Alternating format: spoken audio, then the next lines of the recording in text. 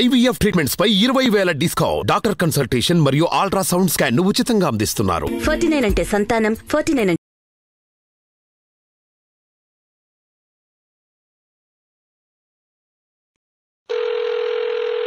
Hello hello Deepa అండి మాట్లాడేది? అవునండి. అవును అవును నేను జయానండి, అందమైన జీవితం ప్రోగ్రామ్ నుంచి కాల్ చేస్తున్నాను. ఓకే మేడం, చెప్పండి. మాట్లాడొచ్చండి? మాట్లాడొచ్చు మేడం. రైట్. మీ మెయిల్ చూసానండి రాత్రి. ఓకే. చాలా అంటే చదువుతున్నంతసేపు అసలు నాకు ఏంటిది ఇది ఇలా కూడా జరుగుతూ ఉంటుందా అని అనిపించిందండి. నిజంగా చెప్తున్నాను దీప గారు. ఓకే. సో నాతో పాటు ఇప్పుడు డాక్టర్ గారు కూడా ఉన్నారు, కళ్యాణ్ గారు. నమస్తే సార్. ఒక్కసారి మెయిల్లో నాకు పెట్టిన విషయాన్ని బ్రీఫ్గా మాట్లాడండి. Okay madam. నమస్తే సార్. అమ్మా దీప నమస్తే అమ్మా. అల్లారు ముద్దుగా పెరిగిన అమ్మాయి జీవితం ఈ రోజు నాశనం అయిపోయింది సార్. ఎటువంటి పరిష్కారం లేదు అనుకునే సమయంలో నేను ఈ ప్రోగ్రామ్ చూసి ఏమైనా ఆసరా ధైర్యం దొరుకుతుందేమో అని మీకు మెయిల్ చేశాను సార్. తప్పకుండానమ్మా, ప్రయత్నం చేద్దాం సార్. చెప్పండి. ఏమైందంటే ఒక రోజు నేను బాబా గుడికి వెళ్ళాను సార్ ఎప్పటిలాగా. తిరిగి వస్తుంటే ఒక అమ్మాయి అక్కడ కూర్చొని ఏడుస్తుంది. గుడిలో ఏడ్చే వాళ్ళు ఎవరైనా జెన్యున్ కాస్ట్ ఏడుస్తారనే ఉద్దేశంతో నేను వెళ్ళి ఆమెని ఓదార్చడానికి ప్రయత్నించాను మేడం. ఇంకా ఆమె మనసులో ఎంత వేదన ఉందో, ఏం బాధ ఉందో తెలియదు. నేను ఎవరో తెలియదు, నా ముఖం కూడా చూడలేదు, అసలు నన్ను చూడలేదు, నా ఆకారాన్ని చూడలేదు. నన్ను నీళ్లు కళ్ళలో నిండిపోయినా ఆమె నన్ను పట్టుకొని వదిలిపెట్టకుండా ఏడుస్తూనే ఉంది. ఏ సంబంధం లేని నాకు కూడా అయ్యో ఏంటి పిచ్చి పిల్లలా ఏడుస్తుందని ఒక నిమిషం నేను ఆమెను ఓదార్చే ప్రయత్నం కూడా చేయలేదు. ఏడవని అనుకుని ఎంతకీ ఏడవపోయేసరికి నేను కదిలిస్తే నాకు ఒక్కసారి మీ ఫోన్ కావాలని చాలా తపనతో ఫోన్ కోసం అంత తప్పించే వాళ్ళని చూడాలి. ఫోన్ కావాలంటే ఇంకా నేను వెంటనే ఇచ్చేసాను. ఫోన్ చేసుకుంది. వాళ్ళ నాన్నగారు అనేసరికి అమ్మాయి పోన్లే వాళ్ళ నాన్నతో మాట్లాడుతుందని నేను పక్కకు వచ్చి నిలబడ్డాను. నాన్నతో మాట్లాడుతుంది కదా అని. తర్వాత వాళ్ళ నాన్నగారు నాతో మాట్లాడతా అనేసరికి ఆయన నన్ను చాలా ప్రాధాన్యంగా దీనంగా బ్రతిమాలుకున్నారు. అమ్మ మీరు ఎక్కడున్నారు ఒక్కసారి చెప్పండి, నాకు ఆ లొకేషన్ పంపండి చాలు అని. సరే నేను పంపాను మేడం. ఎక్కడున్నారు ఏంటి అని ఇద్దరు మీరు ఇక్కడే ఉంటారా అని కనుక్కొని వెళ్ళిపోయాను. కాసేపు ఆగి ఆమెను ఓదార్చే ప్రయత్నం చేసి ఇంటికి తీసుకెళ్దామన్నా ఆమె నిరాకరించింది. ఇక నేను వెళ్ళిపోయాను మా ఇంటికి. మళ్ళీ మరోసారి బాబా గుడికి అదే టైంకి వెళ్ళి చూశాను ఏమైనా కలుస్తుందేమో అని చెప్పి. ఓకే అండి. కలవలేదు. అది మాది చిన్న గ్రామము. ఆ చుట్టుపక్కల ఎవరు వచ్చినా మాకు అందరికి తెలుస్తుంది. నాకు తెలియలేదు, ఏంటో వింతగా ఉంది, ఏం సమస్య అనుకుని వదిలేసాను మేడం. కానీ కొన్ని రోజులకి ఆ అమ్మాయి ఏ ఫోన్ నుంచో అయితే చేసుకుందో దానికి తిరిగి నాకు ఆ నంబర్ నుంచి ఫోన్ వచ్చింది. ఫోన్ వచ్చేసరికి అసలు అన్ని పిడుగు లాంటి వార్తలు, నమ్మలేని నిజాలు. నేను నమ్మాలో లేదో అనుకుంటూ కొంతకాలం గడిపేశాను. ఆమె ఎవరితోనో బయటికి వెళ్ళింది. ఆమె ఇష్టపడిందని కూడా నేను చెప్పలేను. జస్ట్ ఎవరితోనో ఏదో తినడానికి బయటికి వెళ్ళింది. అవతల వ్యక్తి ఒక అబ్బాయి ప్రాధేయపడగా బయటికి వెళ్ళింది. ఇద్దరు కలిసి తిన్నారు. ఆ అబ్బాయి ఏమైనా ఇష్టపడుతున్నా ఈ అమ్మాయి నిరాకరించింది. కదమ్మా వీళ్ళు ఒక్క నిమిషం అమ్మా దీప, వీళ్ళిద్దరు ప్రేమికులా అంటే? ఎందుకంటే ఇప్పుడు మనం లేదు సార్, లేదు, ఆ అబ్బాయి ఇష్టపడ్డాడు కానీ ఈ అమ్మాయి నిరాకరించింది. ఓకే అమ్మ. ఒకటి దీప, మీకు ఇప్పుడు మీ ఫ్రెండ్ తరపున మీరు మాట్లాడుతున్నారు. ఆ అమ్మాయి మీ ఫ్రెండ్ కూడా కాదు, మీ గుళ్ళో పరిచయమైనటువంటి ఒక వ్యక్తి జాలిపడి ఆ అమ్మాయి యొక్క అంతే. ఓకే. సో మీకు అంతకుముందు పరిచయం ఫ్రెండ్ కంటే ఎక్కువ బంధంలాగా ఏర్పడిపోయింది ఈ రోజు. ఈ రోజు మీరు చెప్పేటటువంటి ప్రతి ఫ్యాక్టు, మీ ఫ్రెండ్ సంబంధించినటువంటి ప్రతి ఫ్యాక్టు యాక్యురేట్ గా ఉండటం అన్నది కూడా ఇంపార్టెంట్ అమ్మా. సార్ ఇంకా నేను కొన్ని చెప్పలేకపోవచ్చు సమయభావం వల్ల, కానీ చెప్పే ప్రతిదీ నిజం సార్. చెప్పండి అమ్మా, చెప్పండి సార్. అబ్బాయి ఎంతో ప్రాధాయపడగా ఐస్ క్రీమ్ పార్లర్ కి వెళ్ళి ఏదో తిన్నారు. ఆ తర్వాత అబ్బాయి మాట ఇచ్చిన ప్రకారం నేను ఇంకా నిన్ను కలవను అన్నాడు. మాట ఇచ్చిన ప్రకారం ఒక 4 రోజులు ఏమో కలవలేదంట సార్. తర్వాత ఒకసారి ఎదురుపడగానే ఈ అమ్మాయి మరి ఒంటరితనంతోనో ఏమో ఆ సంగతి నాకు అర్థం కాలేదు, కానీ తిరిగి ఆ అబ్బాయిని ఇష్టపడిపోయింది. ఓకే అండి. చాలా అంటే చాలా అపర కోటేశ్వరులు అని చెప్పాలి మేడం అమ్మాయి వాళ్ళు. ఓకే. వయసు ఎంత ఉంటుందండి అమ్మాయికి దీప? 22 ఏళ్ళు ఉంటాయేమో మేడం మీరు గుళ్ళో చూసినప్పటికీ. అవును. ఓకే అండి. ఇది కరోనా ముందు ఎప్పుడో జరిగిన సంగతి మేడం. ఓకే. తర్వాత ఇద్దరు ఇష్టపడ్డారు. పెద్దలు ఒప్పుకునే పరిస్థితి లేక వాళ్ళకి ఒప్పించేటువంటి స్తోమత, జాబ్ ఇటువంటివి ఏమీ లేక వెళ్ళిపోయారు. వెళ్ళిపోయిన తర్వాత ఆ అబ్బాయి ఏదో ఉద్యోగం కోసం వెతుక్కుంటాను, నువ్వు ఫోన్ పక్కన పెట్టు, మీ అమ్మ నాన్న వాళ్ళు మనల్ని ఎలాగైనా పట్టుకుంటారు, నాకు ఉద్యోగం వచ్చే వరకు నువ్వు కాస్త ఓర్చుకో, ఒక చిన్న గది మారుమూల ప్రాంతానికి వెళ్దామని చెప్పి ఏవో చెప్పేసి ఆ అమ్మాయిని ఇంట్లో ఉంచాడు. నువ్వు బయటకు వస్తే నిన్ను పట్టేసుకుంటారు, వెళ్ళిపోతారు, ఒక పాప పుడితే కనుక ఇంకేంటి మన ఇద్దరి ఇళ్లలో ఒప్పేసుకుంటారు, నువ్వు దాని గురించి దిగులు పడక, ఈలోకి నా ఉద్యోగం కూడా వచ్చేస్తుందని చెప్పి ఆ అమ్మాయిని నమ్మబలికాడు. వెళ్ళిపోలేదు, ఇద్దరు చెప్ప పెట్టకుండా ఇల్లోపోయారు, పారిపోయారు. అవును సార్. ఓకే. ఎక్కడన్నా వివాహం చేసుకున్నట్లు ఆ అమ్మాయి ఏమన్నా చెప్పిందండి మీతో? ఆ అమ్మాయి అదంతా చెప్పే పరిస్థితిలో కూడా లేదు మేడం. ఓకే. ఇప్పుడు అంత విడమర్చి ఆ రోజు ఏమైంది, ఈ రోజు ఇది, ఈ టైంకి ఇది అని చెప్పేటువంటి పరిస్థితిలో లేదు. పోతుంటే నేను అర్థం చేసుకున్నాను కొన్ని మాటలు, అలా ఉంది. కాదు దీప, ఇప్పుడు అమ్మాయిని చూడగానే మనకు అర్థమవుతుంది కదా పెళ్ళయింది అవ్వలేదు అనే విషయం తెలుస్తూ ఉంటుంది కదా, అట్లా మీకేమన్నా తోచిందా? లేదు మేడం, పెళ్లి చేసుకోలేదని అనిపించింది నాకు. రైట్. ఓకే, తర్వాత ఏం జరిగిందండి? తర్వాత నాకు చెప్తుంటే నేను నిద్రపోయాను. ఇటువంటి చదువుకున్న పిచ్చి మొహాలు కూడా ఉంటారా అని, కానీ ఉన్నారు అని అమ్మాయిని చూస్తే తెలిసింది మేడం. మీ అమ్మ నాన్న కనిపెడతారు కాబట్టి నువ్వు ఈ గదిలో ఉండంటే ఆ అబ్బాయి మీద ప్రేమతో ఉండిపోయింది. తర్వాత నా జీవితం ఏంటి, వాళ్ళు కనిపెట్టినా కనిపెట్టకపోయినా నేను చదువుకున్న చదువుకు అర్థం ఏంటి, నేను వెలుగు చూస్తున్నానా, ఎండను చూస్తున్నానా, లోకాన్ని చూస్తున్నానా, ఎక్కడున్నానో అని తెలుసుకోకుండా అమ్మాయి ఉండిపోయిందంట. ఈ అమ్మాయి, ఒక్క నిమిషం దీప, ఈ అమ్మాయి చదువు బ్యాక్గ్రౌండ్ ఏంటమ్మా? చూస్తుంటే ఎలా అనిపిస్తా ఉంటది? ఈ అమ్మాయి అమ్మాయి సార్, చదువుకున్న అమ్మాయి. ఓకే, చదువుకున్న అమ్మాయి నెంబర్ 1. నెంబర్ 2 ఏంటంటే లోక జ్ఞానం ఉందమ్మా ఈ అమ్మాయికి? అంటే కొద్దిగా చాలా తెలివైన అమ్మాయి, లోక జ్ఞానం ఉంది. ఎప్పుడన్నా సోషల్ మీడియాలో యాక్టివ్ గా ఉండేది, టెక్నాలజీ కూడా పరిచయం ఉంది అమ్మాయి. ఓకే, ఇంకో క్వశ్చన్ అమ్మా, వాళ్ళ పేరెంట్స్ బాగా స్ట్రిక్ట్ అనో లేదంటే బంధించి ఇంట్లో పెట్టారనో, చిన్నప్పటి నుంచి స్వేచ్ఛ లేదనో కాబట్టి ఈ అబ్బాయి నచ్చి వెళ్ళిపోయినట్టుగానో అదేమన్నా చెప్పిందా ఈ అమ్మాయి? అటువంటిది ఏం లేదు సార్. ప్రేమ రాహిత్యం గాని, ఇంట్లో స్ట్రిక్ట్ గా ఉంటారని గాని, డబ్బులు లేక గాని, అసలు అమ్మాయికి ఏది కావాలంటే అది, అల్లారు ముద్దుగా పెరిగిన అమ్మాయి, గారాబం అంతా ఇంత కాదు. సో అమ్మాయికి నచ్చినవన్నీ వచ్చినాయి ఎక్సెప్ట్ ఈ అబ్బాయి తప్ప. అవును సార్. ఈ అబ్బాయి కూడా ఒప్పుకునే వాళ్ళేమో, అంత డబ్బులు ఉన్నోళ్ళు కూతురు ఎందుకు కాదనుకుంటారు సార్. నిమిషాల్లో తీసుకుంది తను నిర్ణయం ఈ అబ్బాయితో వెళ్ళిపోవటానికి. అవును, ఆ అబ్బాయి అంతగా కన్విన్స్ చేసేసాడు. అదేలేండి. ఓకే, తర్వాత ఏం జరిగిందండి? తర్వాత మేడం అసలు అమ్మాయి చెప్తుంటే నేను కొంతకాలం నమ్మాలా వద్దని ఉండిపోయాను. ఏంటంటే ఆ అమ్మాయి బయటికి రాలేదు, ఆ అబ్బాయి బయటికి వెళ్ళి ఏం కావాలో అన్ని చూసుకొని, తనకు కావాల్సినంత వరకు డబ్బులు, తిండి, మందు అన్ని తెచ్చుకొని రూమ్ కి వచ్చి హ్యాపీగా బిందాసి ఎంజాయ్ చేసి, ఈ అమ్మాయి గురించి ఏం పట్టించుకోకుండా, తల్లిదండ్రులు మిస్ అయిన అమ్మాయి ఎంత బాధగా ఉంటుంది, ఆమె బాధల గురించి కూడా ఏం ఆలోచించకుండా కేవలం ఒక వస్తువులాగా ట్రీట్ చేసి, ఇంకా చెప్పలేదండి బాధలు అమ్మాయికి చూపించాడు. ఆ అమ్మాయి నన్ను కలుసుకునే టైంకి ఏం చెప్పాలి, 5వ నెల ప్రెగ్నెంట్ మేడం.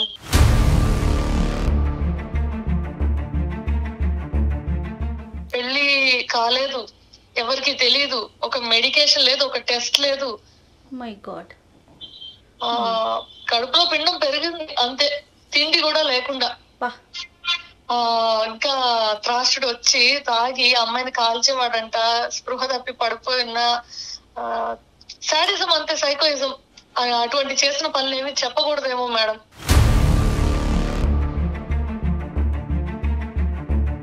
పీక్స్ లో మొత్తం చూపెట్టేశాడు. ఎలా అంటే ఆ అమ్మాయి సిగ్గుపడి ఒంటి మీద ఏమన్నా కనిపిస్తే ఏమో బయటికి రాకూడదు, పిచ్చిదని ముద్రేస్తారు, అలాగా బయటికి వచ్చేందుకు భయపడేంతగా చేస్తాడు ఆ అమ్మాయిని.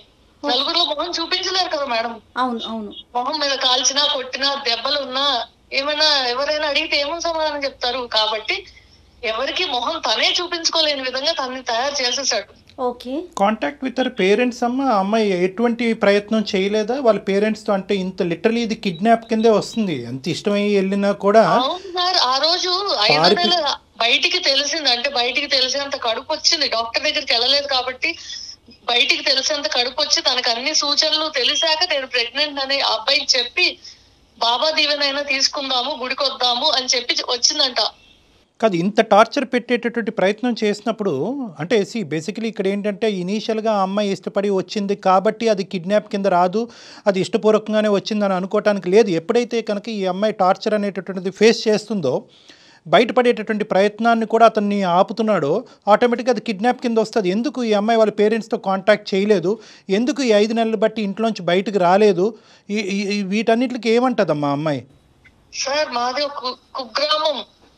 నైట్ అయితే ఎవరైనా వస్తే కూడా తెలిసిపోయే అంత పక్క పక్కన ఉంటాయి ఇల్లు. అంత కాలం బట్టి ఆ అమ్మాయి మా వెనక సందులో ఇంట్లో ఉంటుందంటే ఎవరికి తెలియదంటే అసలు ఒక పెయింటింగ్ ఇంట్లో ఉంటే ఎవరికి తెలుస్తుంది మేడం?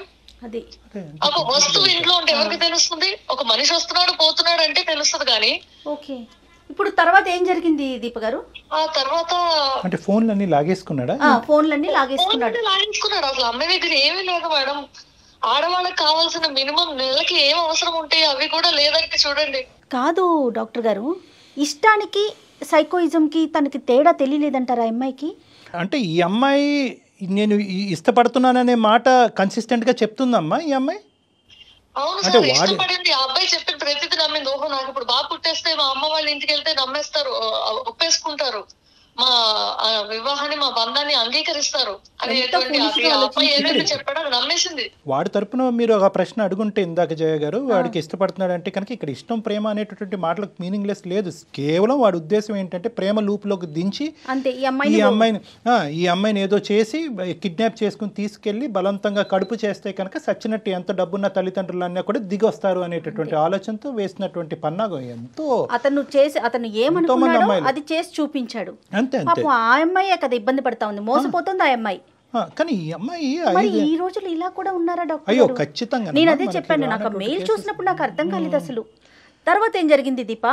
ఒక రోజు నేను ఫోన్ తీసుకున్నాను, తిరిగి నాకు ఫోన్ వచ్చింది కదా. అప్పుడు వాళ్ళ నాన్నగారికి నేను లొకేషన్ షేర్ చేశాను కదా. వాళ్ళ నాన్నగారు అర్ధరాత్రి పూట వచ్చారంట. వచ్చి కొంతమందిని తీసుకొని ఆ లొకేషన్ కి వచ్చి తలుపులు కొట్టి ఎక్కడ ఉన్నారు కనుక్కొని వాడిని చిత్తగొట్టారంట. మంచి పని చేశారు, సూపర్. చిత్తగొట్టి ఇంక చచ్చిపోతాడు అన్న టైంలో అర్ధరాత్రి కాబట్టి వీళ్ళ చేతికి చిక్కకుండా ఎటో దాక్కుని ఎటో పారిపోయాడంట మేడం. ఓకే, ఆ అమ్మాయిని ఇంటికి తీసుకెళ్లిపోయారంట. మరుసటి రోజు ఒక ఇల్లు ఖాళీగా ఉంది, అక్కడ ఎవరు లేరు. చూస్తేనేమో అంతా లోపల అసలు మనుషులు ఉండదగిన ఇల్లు కాదు అనే విధంగా ఉంది. ఒక బందికాన, అంతే. బందికాన కరెక్ట్. బందికాన ఇక్కడే ఉంది అని అందరికి ఊళ్ళో నిర్గాంతపోయారు. మీరు కలిసిన ఎన్ని రోజులకి ఇప్పుడు పేరెంట్స్ వచ్చి వెనక్కి తీసుకెళ్లారు? కలిసిన కొన్ని రోజులకే సార్. 5 నెలలు ప్రెగ్నెంట్. ఓకేనా? 5 నెలలోనే వచ్చి తీసుకెళ్లారు. ఓకే, అక్కడి వరకు అమ్మాయి అనుకోవడానికి లేదు సార్. అసలు నిప్పుల్లో పడిన అమ్మాయి పెనం మీద నుంచి అయ్యో తీసుకొని వెళ్ళారు. అంతా సమస్యపోయి ఉంటుంది అనుకుని నేను ఆ నంబర్ సేవ్ చేసుకోలేదు, వదిలేశాను. ఓకే, మళ్ళీ నేను ఎప్పుడు కాంటాక్ట్ చేయడానికి ప్రయత్నించలేదు. తర్వాత నుంచి నా చదువు, నా ఉద్యోగం ఏంటో నేను నా పనిలో బిజీ అయిపోయాను మేడం. అయితే కొంతకాలానికి ఆ నంబర్ నుంచి నాకు తిరిగి ఫోన్ వచ్చింది. నువ్వు నాకు హెల్ప్ చేశాను అనుకుంటున్నావు కదా బాబా సాక్షిగా, ఇప్పుడు నేను ఒక మాట చెప్తాను, నువ్వు కాదనకూడదని ముందే బాబా మీద ఒట్టేయించుకుంది. సరే కష్టంలో ఉన్న అమ్మాయికి మనం ఒట్టేస్తే ఏం పోతుందిలే అనే ఉద్దేశంతో అది దేవుడి సాక్షిగా అంటుంది. సరే నేను ఓకే అన్నాను, నీకేం కావాలన్నా నేను చేయడానికి సిద్ధంగా ఉన్నాను, ఓకే అని చెప్పి మాట ఇచ్చేసాను. మాట ఇచ్చాక అసలు కథ చెప్పడం మొదలు పెట్టింది. అక్కడ వాళ్ళ అన్నయ్య, చెల్లి, అమ్మ, వాళ్ళ నాన్న కోటీశ్వరులు అని చెప్పాను కదా మేడం, దేశాలు తిరుగుతుంటారంట. ఓకే, ఆయన ఎప్పుడైతే బయటికి వెళ్ళారో ఆయన ఉన్నప్పుడు అంతసేపు నటించి ఇంకా బయటికి వెళ్ళాక కొట్టుడాడు మేడం. అయ్యో రామా. అంటే వాళ్ళ ఉద్దేశం ఏంటంటే ఈ బిడ్డని మేము పెంచలేము, తండ్రి ఎవరికో చెప్పలేము, కనీసం నువ్వు చచ్చిపో, నీ బిడ్డ చచ్చిపో. కన్న తల్లి చెల్లికి పెళ్లి కావాల్సిన చెల్లి ఉంది, నీ మూలాన్ని ఇప్పుడు నేను ఏం చేయాలి, నేనేం సమాధానం చెప్పాలి, నా కోడలు నా ముందు ఇప్పుడు నన్ను అడిగితే నిలదీసేదానికి నేనేం సమాధానం చెప్పాలి. వాళ్ళు సమాజం గురించి ఆలోచించారే గానీ బిడ్డ భవిష్యత్ ఏమైంది, జీవితం ఆల్రెడీ నాశనం అయిపోయింది అనేది వాళ్ళకి తట్టలేదు మేడం. ఆ తర్వాత నా దగ్గరికి పరిగెట్టుకుంటూ వచ్చేసింది అమ్మాయి. అమ్మాయికి నెలలు నిండిపోతున్నాయి, ఈ ఏం వైద్యం అందించాలన్నా మా దగ్గర డబ్బులు లేవు. ఈ లోపు లాక్డౌన్ వచ్చేసింది మేడం. స్కాన్స్, మెడిసిన్స్ ఇవన్నీ చేయడానికి మాకు చేత కాక, మా దగ్గర డబ్బులు లేక ఒక ఆయుర్వేదం డాక్టర్ దగ్గర తీసుకెళ్ళాం మేడం. ఇక్కడ మొదలైంది అసలు మాకు షాక్.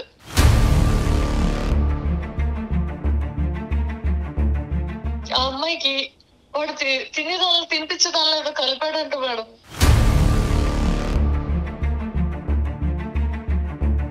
మూడు రోజులు వరుస పెట్టి తీసుకెళ్తే అమ్మాయి చేత ఏదో కక్కించారు మేడం. ఖాళీ కడుపున కక్కితే కడుపులోంచి ఎంత ఎంత ఎంత వచ్చేదంటే ఆ పిండం కక్కి పిండం ఏమైనా వచ్చేస్తుందేమో అన్నంత పట్టుకోలేకపోయాం అమ్మాయిని.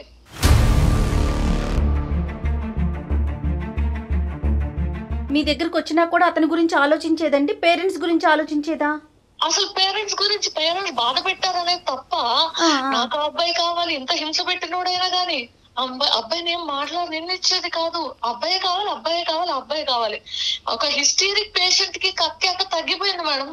ఏమైనా గుర్తున్నాయమ్మా ఆవిడకి గతంలో జరిగినటువంటి సంఘటనలు అవన్నీ గుర్తున్నాయా ఈ కక్కిన తర్వాత? సార్ కానీ వెర్రి విపరీతం పిచ్చి వాడు కావాలనేటువంటి ఆ విపరీతమైనటువంటి తత్వం అయితే లేదు, ఆ విపరీతమైనటువంటిది లేదు. వయస్సుకి మించినటువంటి భారాన్ని నువ్వు మోస్తున్నావు కదా సార్. మా ఇంట్లో ఎన్ని మాటలు అంటుంటారో మీరు ఊహించగలరా సార్? అదే అంటే నువ్వు ఎందుకు ఇట్లా చేస్తున్నావు అంటే రేపు నువ్వు చేస్తే కూడా ఇటువంటి విధంగా మేము ఓకే అని చెప్తాం అనుకుంటున్నావా అని చెప్పేసి ఒకనొక సందర్భంలో అయితే సార్ నన్ను ఇంట్లోంచి కూడా బయటికి గెంటేశారు సార్. కానీ నేను అమ్మాయికి నిలబడ్డాను. కారణం ఏంటంటే నా ఆరోగ్యం బాగుంది, నా మనస్థితి బాగుంది, నేను ఒక ఆడపిల్లని. ఇంకా ఉద్యోగాలు చేయకుండా పూర్వం ఎలా అయితే ఇళ్లలో కూర్చున్నారో అలా ఉండడమే ఉత్తమం అనిపిస్తుంది మేడం. బయటికి రావాలంటే భయం వేస్తుంది దాని కథ విన్నాక. నేను మిమ్మల్ని కోరుకునేది ఒకటే, ఈ కార్యక్రమం ద్వారా అందరికీ ఒక అవేర్నెస్ అనేది రావాలి. ఇష్టం లేకపోతే నిరాకరించే హక్కు మాకు లేదా సార్? ఖచ్చితంగా ఉంది దీప. వాడిని ఏం చేస్తే తిరిగి దీని జీవితం బాగుపడుతుంది సార్? అమ్మ దీప, ఇది చాలా దారుణమైనటువంటి పరిస్థితి. మాకే ఎంతో ఇదిగా ఉంది. అలాంటిది నువ్వు ప్రత్యక్షంగా ఇది చూసిన తర్వాత నువ్వు ఎలా ఫీల్ అవుతున్నావు అన్నది మాకు అర్థం అవుతుంది. దాని బిడ్డ నాకు చూసుకోలేదు, అది పడుకోలేదు, లేవలేదు. దానికి అర్థం కాదు సార్. బిడ్డ ఏడుస్తుంటే ఏం చేయాలని ఉన్నంతలో మేము మాకున్నవన్నీ అమ్ముకొని మాకు చేతనైంది మేము చేస్తూ 3 స్నేహితులు దానికోసం బయటకు వచ్చి పెద్దవాళ్ళకి తెలియకుండా ఒక రూమ్ తీసుకొని స్టడీకి వెళ్తున్నాం అని చెప్పి ఒకళ్ళ తర్వాత ఒకళ్ళు వచ్చి దానికి సపోర్ట్ చేస్తూ తిరిగి మేము ఇంటికి వెళ్తున్నాం సార్. గ్రేట్ అమ్మా. బిడ్డ వయసు ఎంత అమ్మా దీప? బిడ్డ వయసు 7 వస్తుంది సార్. మీరు కానీ మేము కానీ ప్రజలకి చూసేటటువంటి ప్రేక్షకులకి ఇచ్చే మెసేజ్ ఏంటంటే, ఒకటి నెంబర్ 1, ఇలాగా అనామికులు నమ్మొద్దు, ప్రేమ అనేటటువంటి మత్తులో మోసపోవద్దు, తల్లిదండ్రులని ధిక్కరించి ఇలా పారిపోయే ప్రయత్నం చేయొద్దు అనేది ఒకటి. రెండోది ఏంటంటే కనుక మీరు చెప్పేటటువంటి వర్జన్ బట్టి ఇలా విషపూరితమయ్యేటటువంటి పదార్థాలు తీసుకోవటం వల్ల మీ మైండ్ మీ కంట్రోల్లో ఉండదు, మీ బాడీ మైండ్ యాక్సెస్ కట్ అవుతుంది, మీరు ఏం చేస్తున్నారో కూడా తెలియదు అన్నది రెండోది. మూడోది ఏంటంటే, ఎంతకాలం ట్యూషన్లు చెప్పుకుంటూ ఈ అమ్మాయిని కాపాడుకుంటూ ఉంటారమ్మా? ప్రస్తుతం ఆ అమ్మాయి పరిస్థితి ఎలా ఉంది, మానసిక పరిస్థితి ఎలా ఉంది? సార్ ఇప్పుడిప్పుడే కోలుకుంటుంది సార్, కోలుకుంటుంది. కానీ ఇక నేను నా జీవితం మొదలు పెట్టాలి అన్నంత దృఢ నిశ్చయంతో లేదు ఆ పిల్ల. అప్పుడే రాదులే కదమ్మా. వాళ్ళ పేరెంట్స్ని మీరు అందరూ ఒకసారి కాంటాక్ట్ చేయడానికి ట్రై చేశారా? పోనీ వాళ్ళు ఎక్కడుంటే అక్కడ వెళ్ళి డైరెక్ట్ కలవటానికి ట్రై చేశారా? ఈ అమ్మాయికి ఉండేటటువంటి దారుణమైనటువంటి పరిస్థితిని వాళ్ళకి వివరించి చెప్పడానికి ట్రై చేశారా? ఎందుకంటే అది చాలా ఇంపార్టెంట్ అమ్మా. మేము అని తెలియకుండా, ఆ అమ్మాయి తరపున అని తెలియకుండా ఒకసారి ఎవరితోనో వాళ్ళ నాన్నగారితో మాట్లాడించాం. అసలు అమ్మాయి ఉందని రికగ్నైజ్ చేయట్లేదు, తిరిగి ఆహ్వానించడానికి వాళ్ళు సిద్ధంగా లేరు సార్. కానీ ఈ అమ్మాయితో మీరు ఎప్పుడైనా అడిగారా అతని పేరెంట్స్ ఎక్కడ, అసలు అతను ఏం చదువుకున్నాడు, అతని బ్యాక్గ్రౌండ్ ఏంటి, అదేమన్నా చెప్పిందండి ఈ అమ్మాయి? పిచ్చిదానికి ఏమీ తెలియదు మేడం. మీరేం కోరుకుంటున్నారమ్మా? అంటే ఈ అమ్మాయి నేను కోరుకునేది ఒకటి, నేను ఎంతవరకు తప్పు చేశాను, ఎంతవరకు దానికి నేను అన్యాయం చేశాను అనేటువంటి స్టేజ్ లో నా ఫ్యామిలీ నన్ను తీసుకొచ్చింది. నువ్వు అస్సలు గిల్ట్ ఫీల్ అవ్వద్దమ్మా. నువ్వు ఒక చాలా చాలా గొప్ప పెద్ద మనసుతో, ఎటువంటి స్వార్థం లేకుండా, ఒక మానవతా దృక్పథంతో ఏ మనిషి కూడా ఇంకో మనిషికి ఈ స్థాయికి హెల్ప్ చేయనటువంటి విధిగా హెల్ప్ చేసావు, అందులో డౌటే లేదు. మంచితనం ఇంకా మిగిలి ఉంది అని చెప్పడానికి మీరే ప్రత్యక్ష ఉదాహరణ దీప. ఎగ్జాక్ట్లీ. ఎక్కడ గిల్టీగా ఫీల్ అవ్వద్దు ఈ విషయానికి. ఆ విషయంలో మీరు గిల్టీగా ఫీల్ అవ్వద్దమ్మా. కానీ అయితే నాకు చిన్న సహాయం చేయండి సార్. ఇక పైన నేను వేయబోయే అడుగు రైట్, ఇటువంటి గిల్ట్ నాకు కలగకుండా ఉండే విధంగా ఏమైనా మీరు సలహా ఇవ్వండి సార్. చాలు. నేను నీ స్థానంలో ఉంటే కనుక I will always try and bond this girl back to her parents. ఇది గుర్తుపెట్టుకో అమ్మా. ఇంతవరకు ప్రేమ చూపెట్టినటువంటి తల్లిదండ్రులకి ఇప్పటికీ ప్రేమ మిగిలుంటాదా అంటే కనుక బహుశా అది కరెక్ట్ కాదేమోనమ్మా. తల్లిదండ్రుల ప్రేమ అనేటటువంటిది ఎప్పటికీ పదిలంగా ఉంటుంది. అప్పుడు జరిగినటువంటి ఆ ట్రామాటిక్ సిచ్యువేషన్లో ఒక ఉన్నతమైనటువంటి కుటుంబం ఈ అమ్మాయి ఇంట్లోంచి పారిపోవటమే కాకుండా ప్రెగ్నెంట్ అయ్యి ఇంటికి వచ్చిందా అనేటటువంటి ఒక భయంకరమైనటువంటి మానసిక పరిస్థితిలో సహించలేక ఆ విధంగా ట్రీట్ చేసి ఉంటారు. అది వాళ్ళకి జీర్ణించుకోవడానికి చాలా టైం పట్టుంటుంది. కానీ వాళ్ళు ఎక్కడుంటారో తెలుసుకోండి. సో ఫస్ట్ ఈ ఇష్యూ ఏదైతే ఒక మానవతా దృక్పథంతో మీరు మొదలు పెట్టారో దీనికి ఒక ఎండ్ పాయింట్ మీరు పలకగలిగితే కనుక ఆటోమేటిక్గా మీ పేరెంట్స్ ఓకే జరిగితే ఏదో జరిగింది, నువ్వు మీ ఆ అమ్మాయిని ఆ విధంగా యాక్సెప్ట్ చేసావు, ఆ అమ్మాయికి ఒక దారి చూపెట్టి బయటకు పంపించావు కాబట్టి నిన్ను మళ్ళీ మేము యాక్సెప్ట్ చేస్తున్నాం అంటే తల్లిదండ్రులు ఈ విధంగా ప్రవర్తించడం, ఈ విధమైనటువంటి ఇమోషనాలిటీ చూపెట్టడం is equal to no love అని అనుకోవటానికి కాదు. ప్రేమ చచ్చిపోయింది, తల్లిదండ్రులు బిడ్డలకి మధ్యన ప్రేమ చచ్చిపోయింది అనేటటువంటిది కాదమ్మా. ఇవన్నీ ఇమోషన్స్, భావోద్రేకాల మధ్యన జరిగేటటువంటి తాత్కాలికమైనటువంటి సంఘటనల కిందే మనం పరిగణించాం. ఎన్నిసార్లైనా ఎన్ని రోజులైనా ఎంత కష్టమైనా కూడా ఆ బాండ్ని, ఆ తల్లిదండ్రుల మధ్యన ఆ బిడ్డ యొక్క బాండింగ్ని ఎస్టాబ్లిష్ చేయవలసినటువంటి బాధ్యత మీ భుజం మీద ఉంది. వాళ్ళ ఇంట్లో ఈ అమ్మాయి అంటే అత్యద్భుతమైనటువంటి ప్రేమ ఆప్యాయతలు ఉన్నాయి అనేటటువంటిది వీడితో పారిపోక ముందే ఆ అమ్మాయి ఎలా జీవించింది అనేటటువంటి మాటలోనే మనకు అర్థమవుతుంది. ఈ అమ్మాయికి ఒక కాలుకి ఒక ముళ్ళు గుచ్చుకోకుండా, అడగవలసినటువంటి అవసరం లేకుండా అన్ని అవసరాలు ఆ తల్లిదండ్రులు తీర్చారు. ఎటొచ్చి ఏంటంటే ఇటువంటి అనామికతతో వెళ్ళిపోవటానికి వాళ్ళు ఒప్పుకోలేదు. ఈ అమ్మాయి తప్పటడిగేసింది. సో ఇక్కడ మోస్ట్ ఇంపార్టెంట్ థింగ్ ఏంటంటే నా జీవితం ఏమవ్వబోతుంది అనేటటువంటి ప్రశ్నకు ముందు ఈ అమ్మాయి జీవితాన్ని ఏ విధంగా ముందుకు తీసుకెళ్లాలనేటటువంటి ఆలోచనతో మీరు ముందుకెళ్ళండి. దానికి తోడు ఆలోచన, ఆ భయం, ఆ అభద్రతతోనే నేను ఫస్ట్ మిమ్మల్ని కాంటాక్ట్ అయ్యాను సార్. చాలా మంచి పని చేశారు దీప, చాలా చాలా మంచి పని చేశారు. మాకు కాల్ చేసి చిన్న మెసేజ్ నేను చెప్తాను. ఇప్పుడు వరకు మీరు చేసినటువంటి త్యాగం వల్ల ఒక ప్రొటెక్టివ్ కవర్లోకి ఆ అమ్మాయిని తీసుకెళ్ళిపోయారు, గుప్పెట్లోకి వెళ్ళిపోయారు. లిటరలీ ఏంటంటే ఆ అమ్మాయి మీ కూతురులాగా ఫీల్ అవుతున్నారు. మీరు మీ ఫ్రెండ్ లాగా కూడా కాదు, ఒక స్నేహితురాల్లా కాదు, నా కూతురులా ఫీల్ అవుతున్నారు. అంత బాండింగ్ ఏర్పడింది. ఆ అమ్మాయి బాధ చూసి విని ఆ చేతుల్లో పెట్టినా ఈ చేతుల్లో పెట్టినా మళ్ళీ అదే నరకం ఈ అమ్మాయిని చూడబోతుందేమో అనేటటువంటి అభద్రత మీకు ఉంది. లేదమ్మా, ఎందుకంటే కనుక వాళ్ళ తల్లిదండ్రులు ఖచ్చితంగా ఈ అమ్మాయిని రిసీవ్ చేసుకుంటారు. చెప్పేటటువంటి విధంగా మనం చెప్పాలి, ఈ అమ్మాయి పరిస్థితిని అర్థమయ్యేటటువంటి విధంగా చెప్పాలి.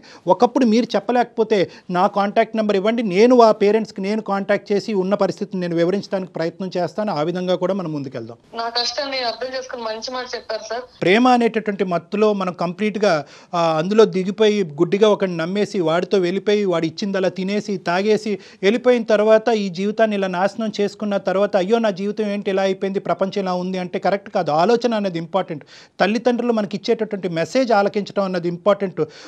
ఒక జడ్జిమెంట్, జీవితానికి సంబంధించినటువంటి ఒక కీలకమైనటువంటి జడ్జిమెంట్ తీసుకునే ముందు అరే నేను తప్పు చేస్తున్నానేమో, ఒకప్పుడు నా తల్లిదండ్రులు నా కళ్ళెదురుగుంటూ ఉంటే ఇది అంగీకరించరేమో, వాళ్ళు అంగీకరించకపోవటానికి ప్రధానమైనటువంటి కారణం ఏముంది అంటే ఆ ప్రేమలో కొన్ని సందర్భాల్లో మోసాన్ని కూడా చూసేటటువంటి ఆలోచన శైలి, ఆ విధమైనటువంటి చూపు ఉండటం ప్రతి ఆడపిల్లకి ప్రత్యేకంగా చాలా ఇంపార్టెంట్ అమ్మా. నా జీవిత భాగస్వామ్యం గురించి నేనే డెసిషన్ తీసుకుంటాను అనేటటువంటి గుడ్డిగా వెళ్ళేటటువంటి అందరు అమ్మాయిలకి కూడా నీ ఫ్రెండ్ యొక్క జీవితం ఒక కనువిప్పు ఏమో అని నాకు అనిపిస్తుందమ్మా. రైట్ దీప, ఒక్కసారి మీరు ఆ ప్రయత్నం చేయండి, కావాలంటే డాక్టర్ గారి సలహా కూడా తీసుకోండి. Thank you madam. Thank you sir. Thank you Deepa. Thank you అమ్మా. థ్యాంక్స్. సుమన్ టీవీలో మీ పర్సనల్ అండ్ బిజినెస్ ప్రమోషన్స్ కోసం కింది నెంబర్కి కాంటాక్ట్ చేయండి.